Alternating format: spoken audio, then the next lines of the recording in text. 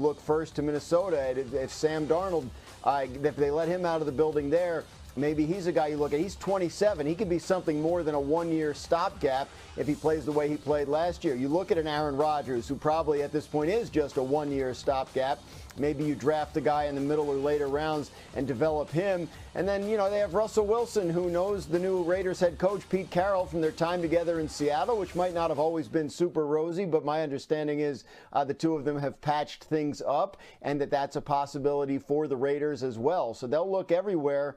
Ideally, they would get one of these top two guys in the draft, but picking where they're picking, that's no certainty, and they're probably going to be in this veteran quarterback market.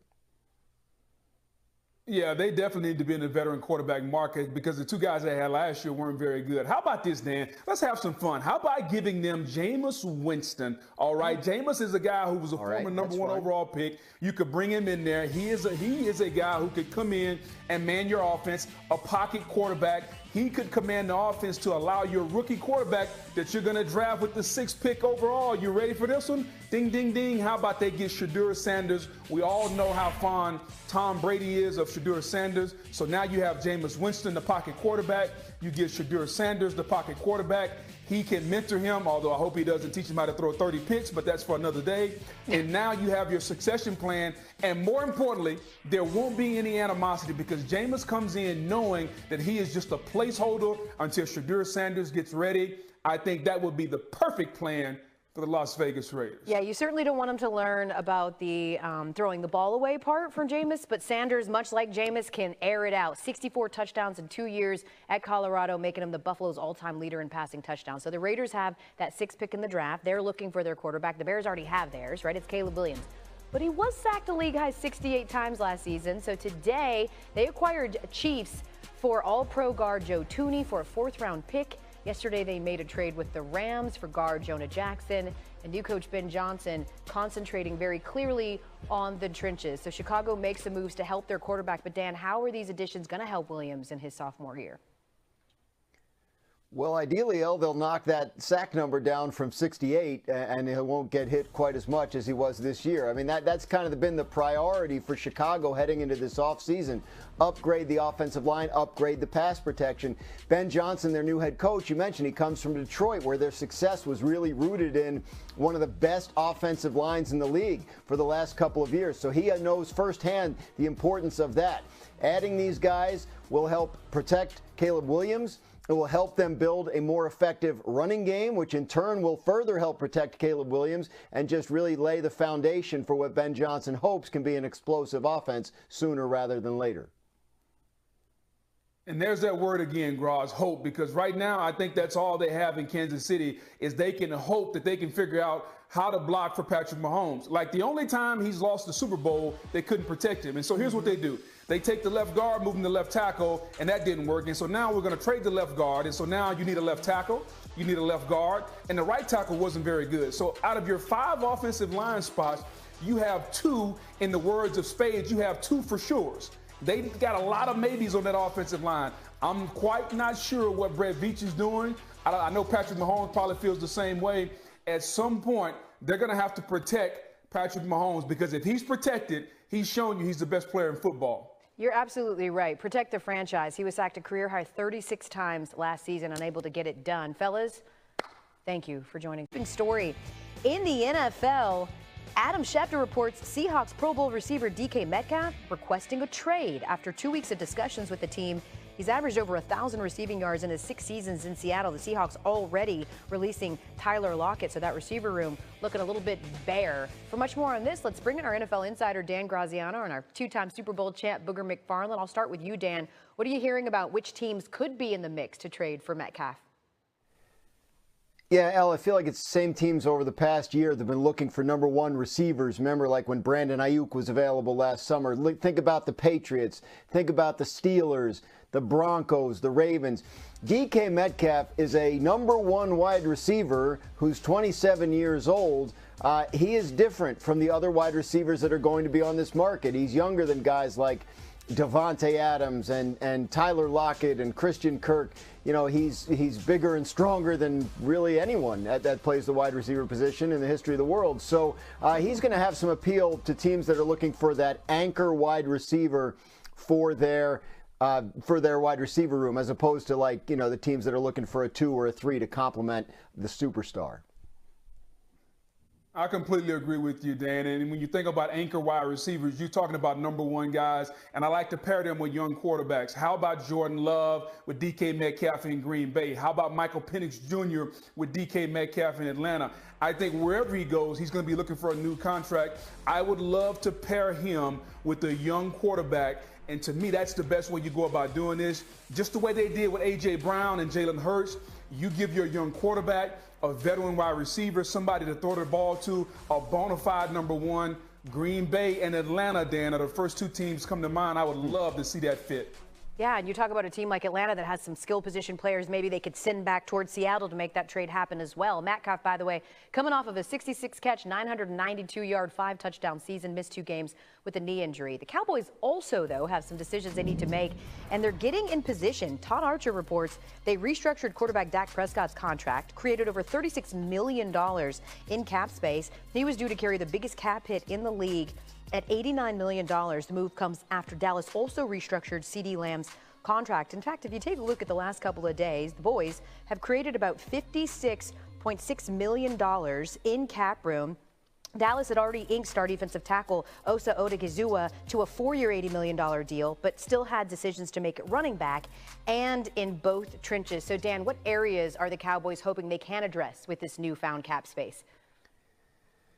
Yeah, the next free agent of their own that they're interested in trying to bring back is cornerback Jordan Lewis. And whether they bring him back or not, they're going to continue to look for upgrades and additions in their secondary on defense.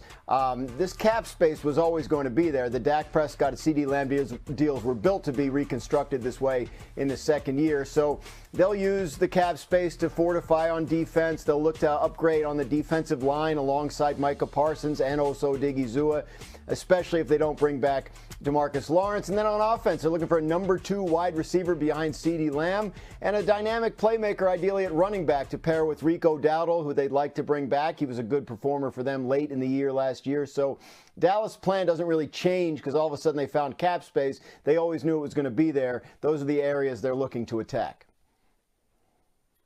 So let's add this up, Dan. They need a right guard because Zach Martin has retired. They need a running back because the running game was terrible. They need a secondary wide receiver, somebody to help CeeDee Lamb out. Defensive tackle, they need somebody to get bigger because Mozzie Smith has been a disappointment. Oh, by the way, DeMario Overshown is coming off a bad knee injury, so they need a linebacker.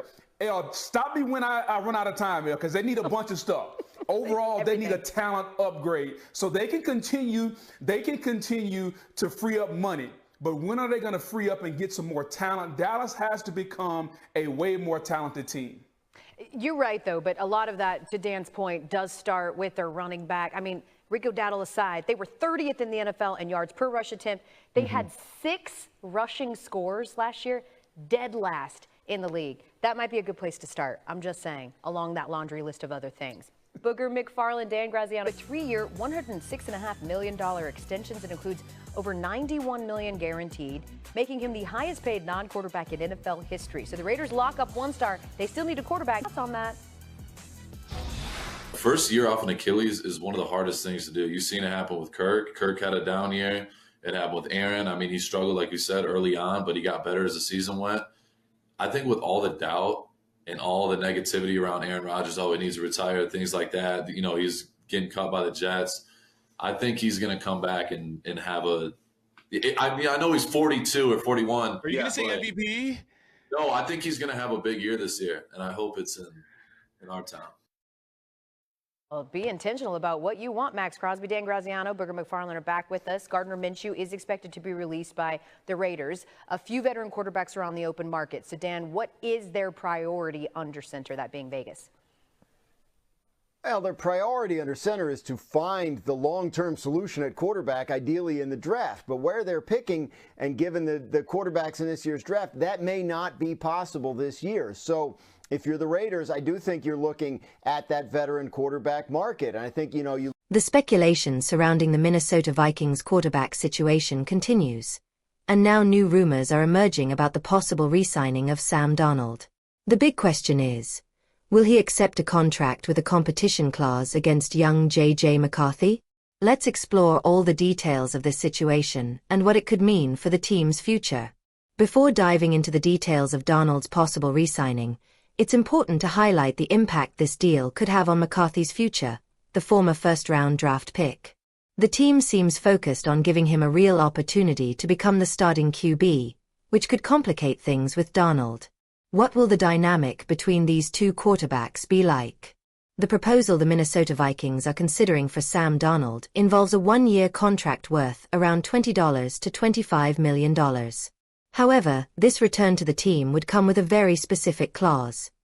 Darnold would have to compete for the starting position with J.J. McCarthy. What does this really mean for his career, and how might McCarthy react to this situation? In your opinion, do you think Sam Darnold should be the starting QB for the Vikings, considering his recent season, or would it be more interesting to bet on J.J. McCarthy for the franchise's future? Leave your thoughts in the comments. Now, let's address the most controversial aspect of this situation: the possible re-signing of Sam Darnold, with the competition clause against McCarthy. What does this mean for the team's immediate future, and what could be the impact of this decision in the locker room? Sam Darnold, who led the Vikings to a 14-win season, could return to the team on a one-year contract worth up to $25 million. The hottest news is that, if he accepts this proposal, he'll have to directly compete with J.J. McCarthy for the starting role. This could be a risky decision, as Darnold had a solid season and built good chemistry with Justin Jefferson. This possible competition between Darnold and McCarthy could affect the team's morale and even the young QB's performance. While the Vikings have invested in McCarthy, it's hard to imagine Darnold, after a Pro Bowl season, accepting a backup role. The impact of this could be greater than it seems, not just in terms of performance but also in locker room relationships. Do you think the Vikings' decision to re-sign Darnold and put McCarthy in a competition for the starting role is the best for the team's future? Leave your thoughts in the comments. Stay tuned for more updates on Sam Darnold and J.J. McCarthy's situation with the Minnesota Vikings, as well as other moves in the market.